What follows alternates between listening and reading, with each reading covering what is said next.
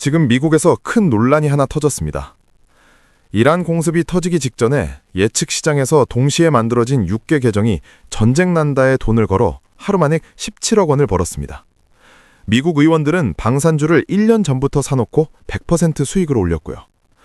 포브스, NPR, CNBC 전부 다루고 있는 이 문제가 왜 우리에게 중요한지 오늘 그 타임라인을 보여드리겠습니다. 이틀 만에 시가총액 600조 원 증발, 서킷 브레이커 발동, 환율 1,500원 돌파.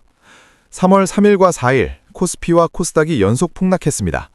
이틀간 누적 낙폭 약 15%, 서킷 브레이커까지 터졌습니다. 원인은 2월 28일 미 이스라엘의 이란 공습입니다. 그런데 이상한 점이 있습니다. 외국인은 2월 한 달간 19조 9천억 원을 순매도했습니다. 월간 기준 역대 최대. 전쟁이 터지기 전에 이미 빠져나간 겁니다.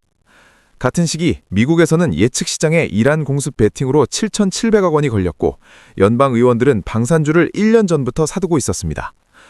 당신이 오늘 주식 앱을 열고 숫자를 바라보고 있을 때 누군가는 이미 2월의 모든 것을 끝내놓았습니다. 오늘 이 세 가지를 하나의 타임라인에 올려놓겠습니다. 이 영상을 끝까지 보시면 뉴스가 터지기 전에 움직인 돈의 궤적을 데이터로 확인하실 수 있고 지금 이 폭락장에서 어디를 봐야 하는지 시사점을 얻으실 수 있습니다. 한국 투자자분들에게 가장 중요한 이야기부터 하겠습니다. 코스피는 2월 25일 사상 최초로 6,000선을 돌파했습니다. AI 반도체 랠리가 지수를 끌어올린 겁니다. 2025년 대비 약 50% 가까이 오른 상태였습니다. 그런데 같은 시기 외국인의 행동은 정반대였습니다. 2월 초부터 외국인이 하루에 수조 원씩 연속 매도를 시작합니다. 삼성전자에서만 약 11조 원을 쏟아냈습니다. 2월 13일부터는 7거래일 이상 연속 순매도, 2월 27일 하루에만 7조 812억 원, 당시 1일 기준 역대 1위입니다.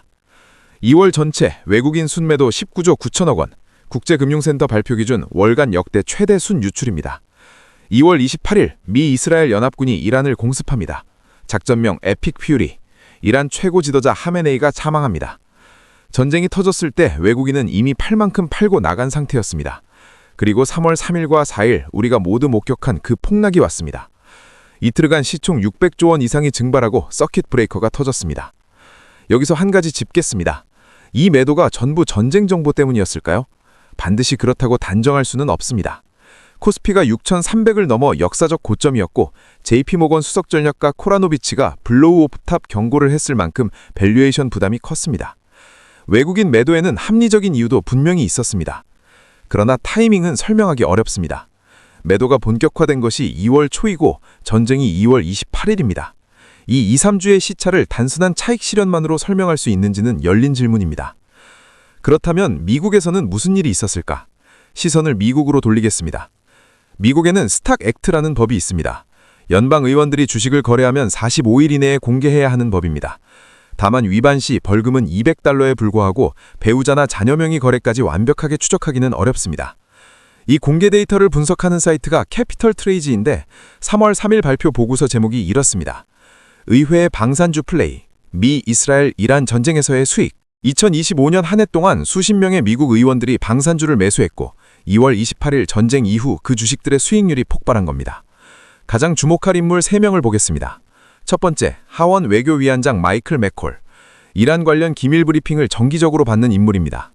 2025년 1월 GE 에어로스페이스를 두 차례 매수합니다. 각각 82%, 76% 수익. 3월에는 정밀 제어 장치 업체 우드워드를 사서 114%. 이스라엘 군사 지원을 공개적으로 옹호해온 인물이 전쟁 수혜주를 대규모로 매수한 겁니다. 두 번째, 플로리다 주상위원 애슐리 무디. 2025년 1월 하우멧 에어로스페이스 주식을 5만에서 10만 달러 규모로 매수합니다. 하우멧은 무용기 엔진 부품과 미사일 구조물을 만드는 회사입니다. 현재 수익률 107%, 4월 추가 매수분은 133%입니다. 세 번째, 오클라호마 주상위원 마크 웨인 멀린.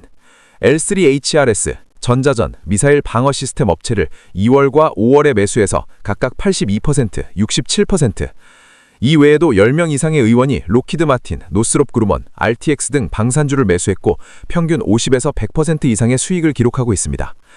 캐피털 트레이즈 보고서의 표현을 빌리면 불편한 광학, uncomfortable optics입니다. 내부 정보를 이용했다는 직접적인 증거는 없습니다. 2025년은 방산 섹터 전체가 강세였기 때문에 일반 투자자도 비슷한 수익을 올릴 수 있었던 해입니다. 그러나 외교고 정보위원회 소속 의원들이 기밀 브리핑을 받을 수 있는 위치에서 전쟁 수혜 종목에 집중 투자했다는 사실 자체가 문제적입니다. 민주당 소속 크리스 머피 상원의원의 반응은 이랬습니다. 이게 합법이라니 미쳤다. 트럼프 주변 사람들이 전쟁과 죽음으로 돈을 벌고 있다. 정치적 공격이라는 맥락은 감안해야 하지만 현직 상원의원에게서 나온 발언이라는 점이 문제의 심각성을 보여줍니다. 그런데 이보다 더 노골적인 움직임이 있었습니다. 폴리마켓, 쉽게 말하면 전쟁이 일어날지 안 일어날지에 돈을 거는 온라인 도박반입니다. 암호화폐 기반의 예측 시장 플랫폼입니다. 미국이 2월 28일까지 이란을 공습할 것인가? 이런 질문에 예 또는 아니오로 돈을 걸 수 있습니다. 이란 공습 관련 베팅 총 거래량 5억 2,900만 달러, 한화 약 7,700억 원입니다. 포브스 보도에 따르면 공습 24시간 전에 6개의 새 계정이 동시에 만들어졌습니다. 이 계정들은 2월 28일까지 공습한다에 집중 베팅했고 총 120만 달러, 약 17억 원의 수익을 올렸습니다. 블록체인 분석 결과 이 중 2개 계정은 동일한 타임스탬프의 매수를 실행했고 다른 날짜에 소액 위장 베팅을 뿌려서 단순 투기처럼 보이게 했습니다. 상위 20개 승리 계정의 보유액이 4만 2천에서 6만 2천 달러 사이에 균일하게 분포되어 있어 한 명이 여러 계정을 쪼개 운용한 정황이 포착됩니다. 별도로 마가맨이라는 계정은 하메네이 사망 여부에 베팅해서 하루 만에 55만 3천 달러를 벌었습니다. 논쟁을 더 키우는 것은 구조적 이해 충돌입니다.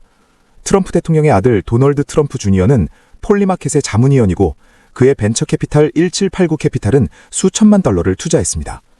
트럼프 행정부는 바이든 시절 진행 중이던 폴리마켓에 대한 2건의 연방 조사를 중단시켰습니다.